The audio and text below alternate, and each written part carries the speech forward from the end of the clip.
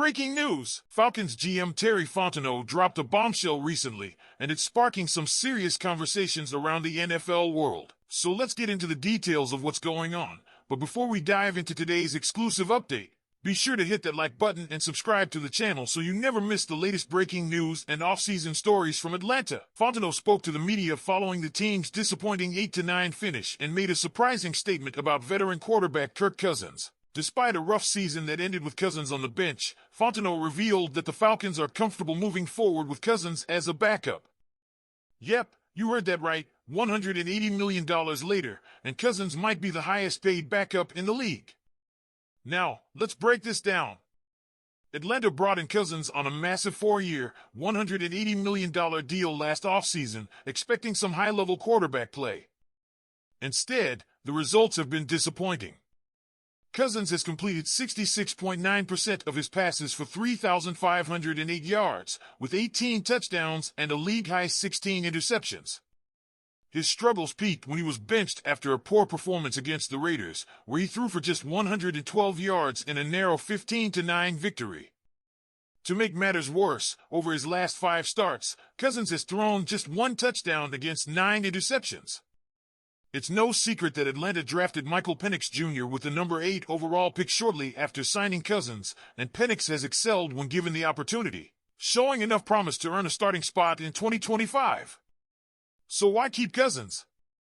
That's the big question. The financial side of this situation is where things get complicated.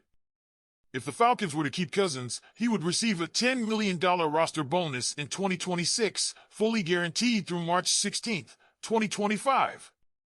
Cutting him after June 1st would result in $40 million in dead cap space for 2025 and $25 million for 2026, with no immediate cap savings. Clearly, it's not ideal. But keeping him as a backup with a huge salary seems equally intriguing. League analysts aren't buying it either.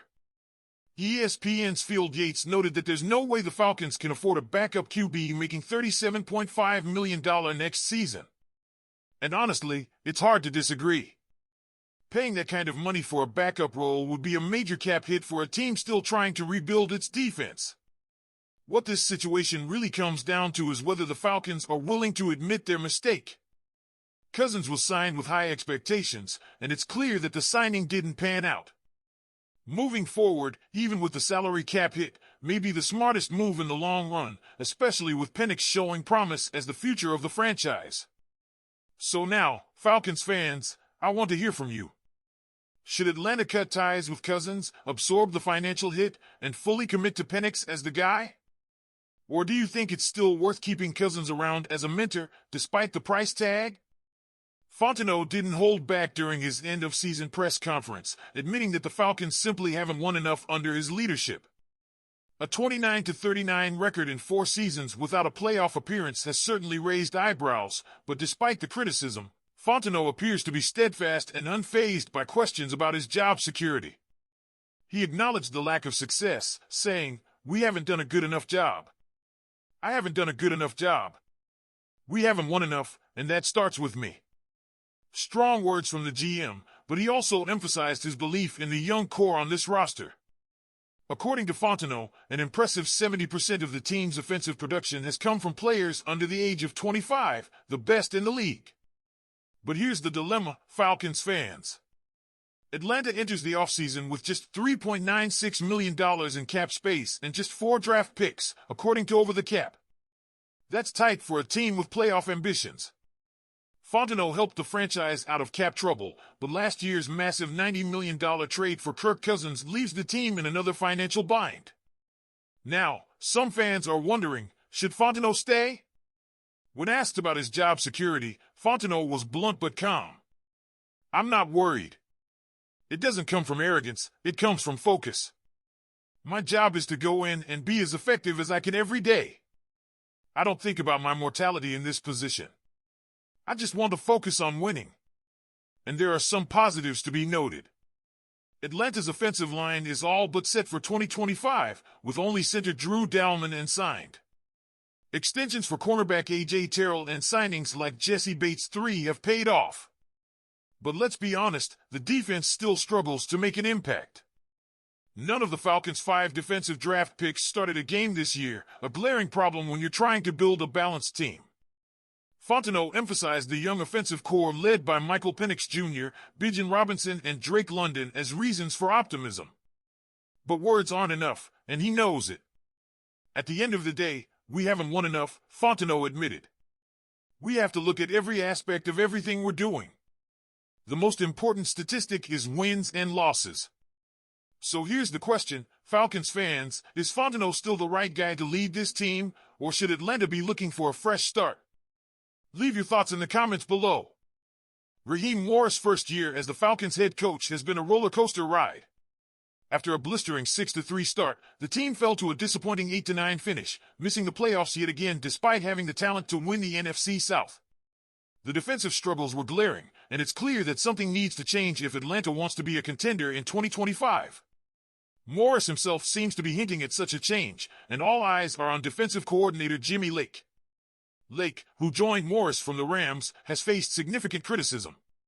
The defense has failed to generate consistent pressure on opposing quarterbacks and has been plagued by poor tackling and blown coverages, which has cost the team several winnable games.